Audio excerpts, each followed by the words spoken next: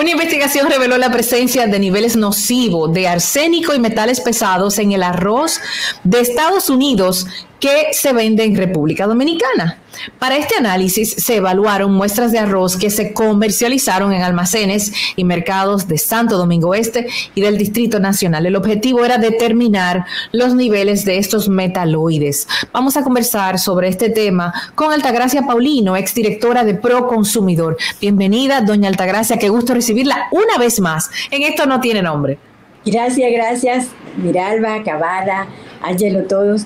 Realmente yo conozco la información sobre el estudio, salió publicado en el diario El País, provino desde Costa Rica, fue a partir de un análisis que hizo la Universidad de Georgia, donde se determinó que el arroz que venía a Haití tenía arsénico y cadmio.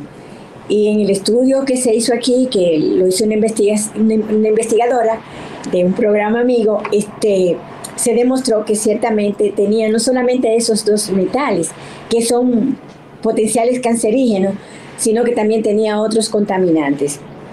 A mí lo que yo pregunté a una ingeniera química, amiga mía, porque vi en el programa que un experto decía lavarlo, y me dice mi amiga que no.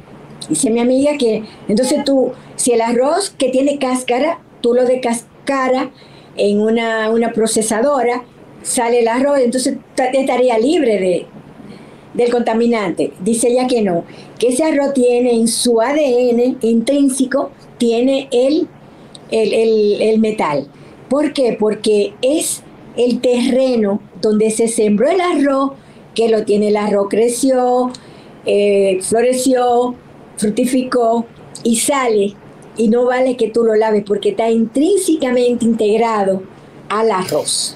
De manera que estamos ante una situación sumamente delicada. Yo creo que si tú te comes una libra de arroz un día, con eso no te va a hacer nada, pero sí puede acumular. La acumulación, correcto. Se puede formar un tumor. Entonces a mí me entrevistaron al respecto y dije, bueno, a mí lo que se me ocurre pensar es las autoridades, aduana, Proconsumidor, salud pública, salir a buscar ese arroz, detectarlo y indemnizar al que lo compró. Ese arroz es un parte del intercambio, el trueque entre República Dominicana y Haití. Fue a Haití que trajeron el arroz. Tenemos el riesgo de que también ese arroz esté de alguna manera mezclado con el arroz de aquí. O sea, hay ese riesgo. Por eso es importante. Si tú tienes 50% de arroz con arsénico y 50% de arroz del que se produce aquí, tú lo mezclas, ¿cómo tú vas a detectar que tiene el arroz? Entonces realmente representa un riesgo a la salud.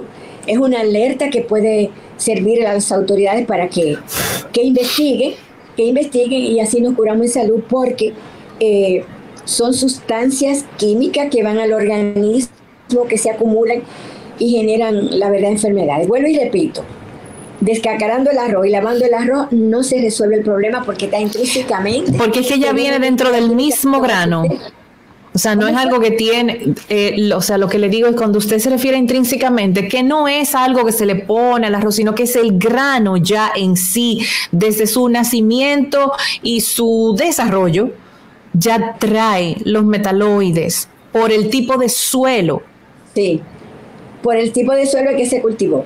Déjame decirte que hace mucho que los norteamericanos, las universidades norteamericanas vienen investigando el arroz con arsénico contaminado, porque parece que hay alguna zona de ellos en el sur que están contaminadas, que contienen el metal. Entonces ellos han llamado la atención, y sobre todo porque el arroz es vendido en Haití. Ellos llamaron la atención para eso. Entonces nosotros somos vecinos en este intercambio comercial, imagínate. No es un tratamiento que se le da al producto para preservarlo, es que el terreno lo tiene. Así es. O sea, que no hay forma de que consuma eso de ahí. Como cuando tú naces, que nace con la marca de tu papá y tu mamá, que no te la quita nadie, así nace ese arroz. Ese es el riesgo del arroz, de la contaminación con el arroz. Terrible. Altagracia, aprovechar, ya que te tenemos, no es fácil convencer a Altagracita a venir aquí a esta hora.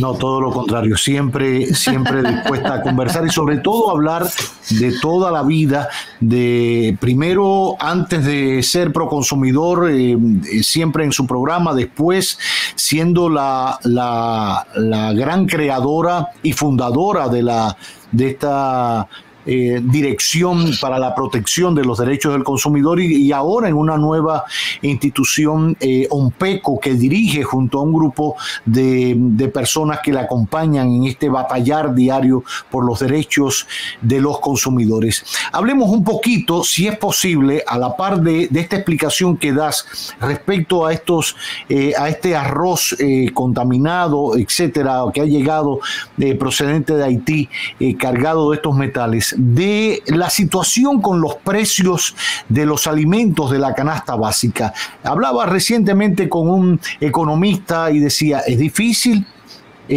hablar con los economistas porque las cifras son cifras, 2 más 2 es 4, pero siempre hay una mecánica, hay una variable que surge de no sé qué y la inflación y te vuelven loco y te marean con eso y al final los precios siguen por las nubes y el aceite va por allá y el arroz y la habichuela y todo.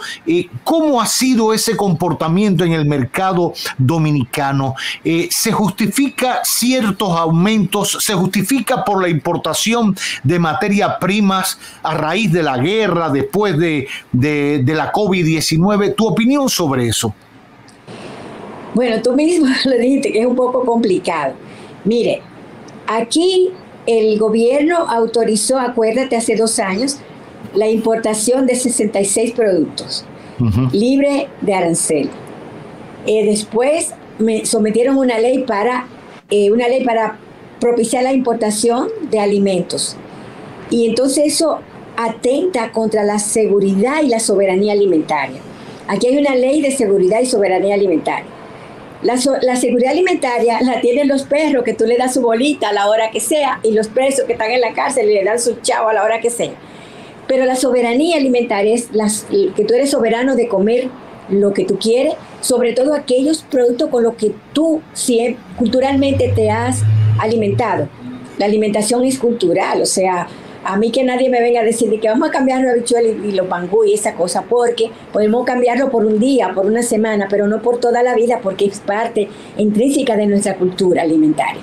Entonces, si dependemos de las importaciones, no vamos a tener soberanía alimentaria. Yo entiendo que los precios de hoy no deben ser lo de hace 3 años atrás o 4 años antes de la pandemia, porque el factor pandemia, el factor guerra, todo eso, el transporte, todo eso sube un poco. Lo que tiene que hacer es ser sincero y ser transparente. Decir, bueno, esto subió por esto. Entonces, en vez de propiciar importaciones libres con tasa cero, aquí lo que se debe hacer es propiciar importaciones tasa cero con insumos agrícolas para que pueda el productor favorecerse y favorecer al consumidor. Mira, hay una ley. Aquí se habla, no, que no hay inflación, se comparan los Centroamérica, eso, mira, el salario más bajo en dólar que hay en la región es el de aquí, $245, eso es menos de 15,000 pesos. En Costa Rica son 600 y pico de dólares el salario mínimo. En Panamá son 365 el salario mínimo. O sea, entonces tú no puedes comparar la inflación de allá, o sea, los precios de allá con los precios de aquí, porque todo está relacionado con tu poder adquisitivo. O sea, por ejemplo, el salario mínimo en el sector público son 10,000 pesos. ¿Qué tú compras con 10,000 pesos? Recientemente, la muchacha del servicio de la oficina tenía hambre y mandó a comprar con 100 pesos 5 guineitos y 5 huevos. Y ahí se fueron los 100 pesos porque el huevo está a 10 centavos, a 10 pesos, y el guineo a 10 pesos. Entonces, ¿cómo tú vas a decir? ¿Cómo tú vas a comparar los salarios con los precios de Centroamérica y el Caribe con relación aquí? Hay una ley que se promulgó en el 2008 que crea los mercados como los mercadón. Esa ley establece que debe haber ese tipo de mercado en todos los municipios, en todas las provincias. de tal manera que los productores vengan y vendan a los consumidores y ganamos todos, los consumidores y los productores, y no el mercado intermediario. Porque, por ejemplo, un plátano que dicen que en La Vega está a 5 pesos, tú no lo compras por menos de 25 pesos en un supermercado. Yo hice un trabajo que lo hice yo misma en varios barrios de la capital a principios de febrero. Y los colmados dicen, nosotros no vendemos plátano, porque para ganarle algo debemos venderlo a 40 pesos. Y los consumidores de este barrio, háblese de Capotillo, Villa María, 27 de febrero y Buenos Aires de Herrera, y si nosotros no podemos venderlo a menos de 40, entonces no lo ofrecemos, porque la gente de por aquí, el poder adquisitivo no lo permite. Entonces hay un derecho fundamental que se viola. O sea, la gente que vive en la Torre Anacaona tiene derecho a las proteínas, mejores proteínas, pero igual tengo yo, igual tiene el que vive en la orilla del río a ingerir proteínas para mantenerse en salud, para mantenerse de pie. Entonces yo creo que la calidad de las proteínas de la mayoría de la población dominicana no está llegando. Entonces yo lo que creo que lo que hay que ser sincero es decir, bueno, ¿cuánto costó la producción? ¿Qué podemos hacer para intervenir para que el consumidor final no sea el que sufra? Porque ahora mismo está sufriendo el productor y el consumidor. Por ejemplo, la producción de cerdo se ha caído. Hay muchos productos que están en el piso. Entonces yo creo que sí que debe haber una intervención, no necesariamente importando, sino fortaleciendo la producción nacional. Hay un estudio, y Osmar Benítez siempre lo decía, el 80% de los alimentos que produce la República Dominicana se producen aquí. Ahora con las importaciones ya no es así. Entonces hay que hacer una revisión en la que se favorezca el productor y se favorezca el consumidor también.